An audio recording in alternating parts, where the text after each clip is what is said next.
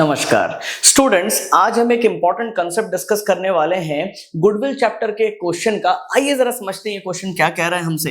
तो देखिए, इस क्वेश्चन में आपको प्रॉफिट्स का जानकारी दिया हुआ है जो कि आपका 31 मार्च 2022 में 70,000 है, नेक्स्ट ईयर में 1 लाख है, फिर उसके अगले साल में लॉस है 55,000 का, एंड फिर उसके अगले साल में 1,44,000 का वापस से प्रॉफिट है। जब स्क्रूटिनी हुआ बुक्स ऑफ अकाउंट्स का तो ये पता चला कि repairs to the car amounting to 50,000 on 1 June 2023 were wrongly debited to vehicles account। और एक और चीज हुआ, depreciation was charged on vehicles at the rate 12% per annum on straight line method. समझने वाली बात है कि कभी भी आपको ऐसा कोई जानकारी दे रहा है तो सबसे पहले आपको डेट को लोकेट करना पड़ता है कि ये कौन से ईयर को इंपैक्ट किया होगा।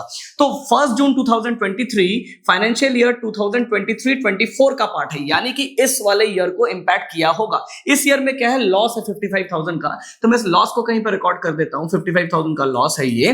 नेक्स्ट समझने वाली बात ये है कि ये जो रिपेयर्स था to the car amounting to rupees 50,000 was wrongly debited to vehicles account। इसका मतलब क्या है कि आपका जो रेवेन्यू एक्सपेंडिचर होना चाहिए था, इसे आपने गलती से कैपिटल एक्सपेंडिचर मान लिया है। अगर आपने कैपिटल एक्सपेंडिचर मान लिया है तो आपने इसे प्रॉफिट एंड लॉस अकाउंट में डाला ही नहीं होगा, क्योंकि कैपिटल एक्सपेंडिचर जो होता है ऐसा एक्सपेंडिचर है जिसका बेनिफिट आपको मोर देन 1 अकाउंटिंग ईयर्स में मिलता है, पर रेवेन्यू एक्सपेंडिचर आपको हर साल करना पड़ता है क्योंकि ये रिकरिंग नेचर का होता है। तो आपने क्योंकि इसे कैपिटल माना तो आपने इसे प्रॉफिट एंड लॉस अकाउंट में नहीं डाला होगा, जिसके कारण प्रॉफिट इंपैक्ट हुआ होगा, यानी कि प्रॉफिट बढ़ा हुआ होगा। तो आपको प्रॉफिट को फर्दर घटाना पड़ेगा, कितना, 50,000 का। तो हम इसे अगर घटाएंगे तो देखिए ऑलरेडी माइनस है यहाँ पे, तो मैं यहाँ पे वापस से अगर माइनस करूंगा तो ये दोनों ऐड होके नेगेटिव 1,05,000 दिखेगा। अब फर्दर एक और गलती क्या हुआ है, क्योंकि आपने इसे गलत कैपिटल एक्सपेंडिचर माना था तो आपने इस पे डेप्रिसिएशन भी चार्ज कर दिया होगा। डेप्रिसिएशन एट द रेट 12% आपने चार्ज किया होगा, एंड आपने इसी अमाउंट पे चार्ज किया होगा क्योंकि ये आपका कैपिटल एक्सपेंडिचर का अमाउंट था। अब समझने वाली बात है, ये डेप्रिसिएशन पूरे ईयर के लिए चार्ज नहीं हुआ होगा 31 मार्च 2024 में। ऐसा है क्योंकि 1 जून 2023 का ये एक्सपेंडिचर है, तो आपको निकाल लेना पड़ेगा कि ये कितना होगा। तो देखिए 1 जून से 31 मार्च कितना होता है, 10 मंथ्स होता है। तो आप जरा समझिए, 50,000 इंटू 12% इंटू 10/12 को अगर आप कैलकुलेट करोगे तो ये आपको 5,000 मिलने वाला है। तो ये 5,000 का डेप्रिसिएशन है जो कि आपने गलत माइनस कर दिया होगा इस ईयर के प्रॉफिट को, ये एक्सपेंडिचर घटा दिया होगा, समझिएगा।